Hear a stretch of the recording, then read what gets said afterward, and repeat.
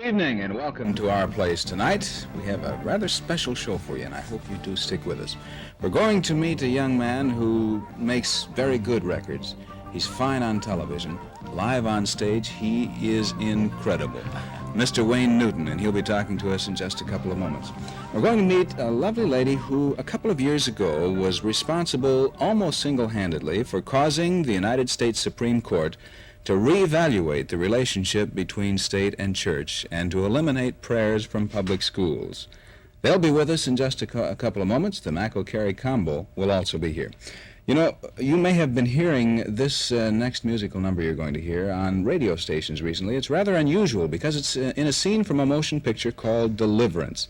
Rather unique scene, and I thought perhaps since you've been hearing it, you might like to see how it appears in the motion picture Deliverance.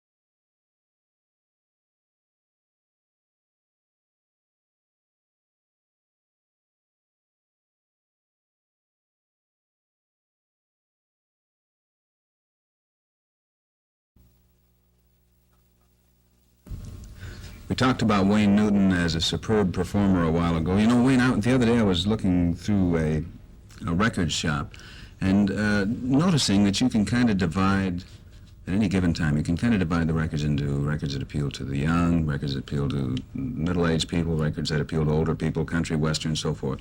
You have records that fit right in the grand middle there somehow, and that's a rather unique position for a performer, isn't it? It's a very nice position to enjoy. You know, the demographics of studying demographics is interesting in itself, as you know. We have enjoyed a modicum of success at walking that very thin line between the young adults, the young people, and, you know, the older adults. Even more so lately, you know, with Daddy Don't You Walk So Fast, my new single, Can't You Hear the Song? In our concert last night, it was interesting because front row, of course, are the most expensive seats in the house. And you would find an age range from, say, 30 years old up. As the show progressed, the young people started moving down front, sitting right in front of the first rows, you know, and we wound up with about 50 or 60 kids who, the oldest one was probably 13. So it's a very nice feeling. It seems to me that if your purpose is to keep in touch with all these different ages, it almost is a necessity for you to do one-nighters like this rather than staying, for instance, in Las Vegas or in the clubs in New York, Los Angeles, or so forth. If you're going to contact the younger groups, you're going to have to get out and around the country. Is that one of the reasons you do this? Not so much only the younger groups. I think it's important to just contact people. You know, you can live in your own little world for so long until such time that you think that that's all there is, you know, and you become very comfortable and very placid, if that be the word. Every now and then I insist on doing this kind of tour, and this first time I've done this kind of tour probably in 2 or 3 years. But it's necessary to bring everything back into focus, you know, put everything in its proper perspective. When you put a show together or a record album together, are you pretty much in control of what you decide to do, or do you take a lot of advice from various people? How do you go about that task? It varies. For our show, I've always felt that nobody knows what'll sell better for Wayne Newton than Wayne Newton, particularly when Wayne Newton has to sell it. Out there on those boards in front of a live audience, there is no faking it. There is no, hey, let's cut and start over. That take was not right, so let's take a little of that and a little of this and put it together. So when it comes to what I do on stage, I am in full control of that. And I listen to the people whom I respect in those areas, my manager, and people who travel with me. When it comes to my recording material, I have been out of touch for a while, prior to these last 2 singles and 2 albums, with what really is selling and what is being accepted. So when you accept the fact that you are going to get back in the record business, you must then seek out those people who are inundated with the knowledge at that time of what is selling on records and what will sell for Wayne Newton. I, needless to say, would not record something that I disliked. But I would certainly lean more toward, if there was a song I didn't know about, I'd certainly do it rather than not do it at the insistence or the request of my record producer. You know, when I heard that you were going to be in town, I looked over some of the material in my files, and there was a story from, I think, Time magazine in 1970 or something, when you still had the other hairstyle, and it said it's very important to you to retain the image, the mom and apple pie image, to do that. Now you've changed. Was there a transitional period there? There really wasn't. During the time that story was being done, it was very true then, because what had happened is I was doing a motion picture called 80 Steps to Jonah, and it's the first time that I wore my hair this way. And it just caused quite a stir among the Wayne Newton fans. And one day I awakened and realized that if a hair change or clothing or anything that I do could affect my talent, whatever it is or in what amount it is, that much, then I was in the wrong business. And I better start living my life for Wayne Newton and doing what Wayne Newton enjoys doing. It's very difficult to convince people you're a kid when you're 30 years old. So there comes a time in every man's life when you must grow up, and I just made the decision to do as I wanted to do, and I'm very grateful that it worked out in our favor. A friend of mine who's a professional ball player said to me the other day, I'm still trying to figure out what I'm going to do when I grow up. And I guess that has something to do with show business, too, doesn't it? It really in does. a way. Wayne, who is the greatest influence on your life? Oh. The greatest influence on my life. I'm sure that, too, would be in given areas. In business areas, it would be one guy. In my personal area, it might be my wife, my closest friends. I am not easily influenced. In fact, if I were to be accused of anything, I'm sure it would be of being hard-headed at times. And so, therefore, I tend to weigh most advice given to me. Unfortunately, people repeat advice as a fact instead of an opinion. And so when people are saying, well, I'm just telling you the truth, right, I always say to them, well, it's in your opinion, it's the truth. Let's communicate instead of right, direct statements at each other. Right. That's really true. Wayne, whatever it is, it's a marvelous matrix, and it goes up to make a unique talent. Thank you. Thank you for being with us. And once again, a reminder, if you missed Wayne this past evening at the St. Paul Auditorium, tomorrow night he's going to be in Duluth, and those of you near that place, don't miss it. And if you live a little ways away, he's worth the drive. Thank you, Wayne. We'll be back in a moment with Madalyn Murray O'Hare.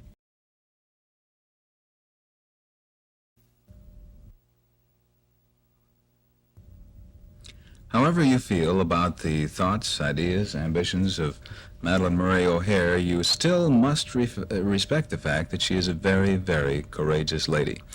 I'd like to review something I said earlier in the program, Mrs. O'Hare, first. said almost single-handedly you caused the U.S. Supreme Court to review the matter of separation of state and church. A lot of people say it a little different way. They say you almost single-handedly removed prayer from the schoolroom. How do you feel about the difference between those two thoughts? Oh, there's a great deal of difference because we continue to have problems in respect to separation of state and church throughout America, and that was only one manifestation of it. I'm very proud and very happy to have been a part of that, and would do it all over again. Indeed, I'm still in the area of state-church separation and intend to continue to be in that area. So it was quite important to me then. It's quite important to me now, and I'm very proud to have been a part of it. Don't you think that some people ignore the fact that the Supreme Court was a part of it too? I mean, after all, it was their decision. Indeed, they do all the time. As a matter of fact, I'm quite frequently billed as just an anti-prayer person, which, of course, is inaccurate. It is an issue of separation of state and church, and I'm glad that you had the sense to point this out. Quite frequently, interviewers do not. There was a question on the part of one of our staff members last week when I mentioned on last week's program that you were going to be with us this week. Someone who said, I don't quite understand why they removed prayer from the schoolroom. Why didn't they also remove meat from the lunch menu? Because there may be some people who wouldn't eat meat. Well, you see, this is exactly the reason, because people do not have a proper understanding of the basis upon which the country was founded, and they do not have a proper understanding of the extension of that principle of state-church separation into a given situation. Religion is a private affair. It is not the business of the church, which is a secular governmental institution, to proselytize either religion or prayer. I have not stopped prayer in churches. I have not stopped prayers in homes. I have not stopped prayers for any prayerful persons anywhere. I have only managed to see to it that the school is free of sectarian religious practices, as it should be. This is a secular institution. It is run by the government, and the government has no place in religion at all. I have found it fascinating, the notion, and I'm going to have to set up a hypothetical situation here, I guess. I guess the majority of people in the United States are Christian, number one, believing in one God. That is indeed hypothetical, yes. Because that's not well, true. Well, that's right, but hear me out first. All right. Believing in one true God. Mm-hmm. They will accept the fact that others can worship another God and accept it without much problem. But they don't accept as easily the fact that someone will not worship any God. It's an interesting situation. As a matter of fact, the last legal fight in which I was involved was an attempt on my part to go to the United States Supreme Court and ask the United States Supreme Court for an interpretation of a preposition. I said to that body, please interpret the phrase freedom of religion for me. Does this include the concept freedom from religion? Because we had the Fifth Federal Circuit Court of the United States down in Louisiana say that it did not. Everybody has a right to choose some religion in America, but no one has a right to choose not to have any religion.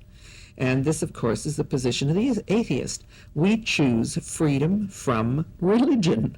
And because of this, everyone in America gets quite angry with us and attacks us at every level that they can attack. And this, of course, is ridiculous. We have a right for that option. If we choose to be free from religion, we have a right to be free from religion, just as those persons who choose to participate in religion have the freedom to do that. I guess I forgot a follow-up question to the one asked by our staff member before about eliminating meat from the diets served within the school, too. Well, incidentally, you know, for a long time, this was the problem. They did eliminate meat from public schools every Friday in order to accommodate part of the religious community. For years, the American public schools only served fish on Friday. Well, the follow-up question then would fit right in with that, too. He said, does not in this country the majority rule? And I think there's a great misunderstanding about what majority rule means. Oh, and of course, the resounding answer to that is no, that justice And individual rights have nothing to do with majoritarian opinions, because the majority can be easily manipulated by the mass media or by a person of the level of, say, Huey Long, any kind of demagogue. Whereas the principles of justice remain firm, whether or not a majoritarian opinion is with those principles of justice. For instance, every man has the right to equal representation before the law. This cannot be abridged because the community would care to exclude, say, the Negro or the Chicano, or care to exclude women. No matter what their feelings are, they must be educated to the principle of justice. Is then, in your mind, the concept of majority opinion and individual rights in conflict in any way?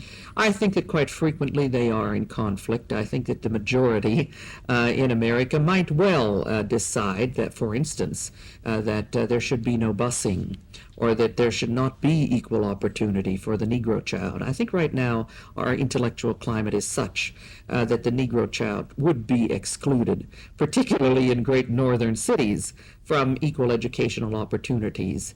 And of course this cannot be, so that the majoritarian concept there is in direct violation with the individual right of a single Negro child. And the individual right of that single Negro child must prevail, because that's the concept of justice.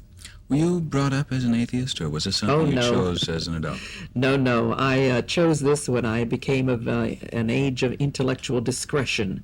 And I think that this is mostly at the time of puberty, when one is 12 or 13 years old. I was reared in a good, solid, sound Presbyterian home. We were a WASP family, white upper middle class par excellence. I know you are an attorney now. Do you have a practice? Oh, well, no, I'm excluded right now from having a practice because I am in Texas, which is my home state, and in order to be a lawyer in Texas, one must have a belief in God. It's a requirement of the Texas Bar Association. I worked as a lawyer for many, many years with the federal government, and they had no such requirement then, but since 1966, the federal government requires that everyone who works in civil service must believe in God. In a God? In God, just God. And I would like to attack that particular federal statute one day also. It's an incredible ruling. You very likely will be in court one day soon, however, on quite a different matter. The situation with which most Americans are immediately familiar, I guess, is the not the confrontation, but the statement made on the Johnny Carson show not too long ago by Billy Graham, Yes. and your response to that statement just, I think, last week on that same program. That's right.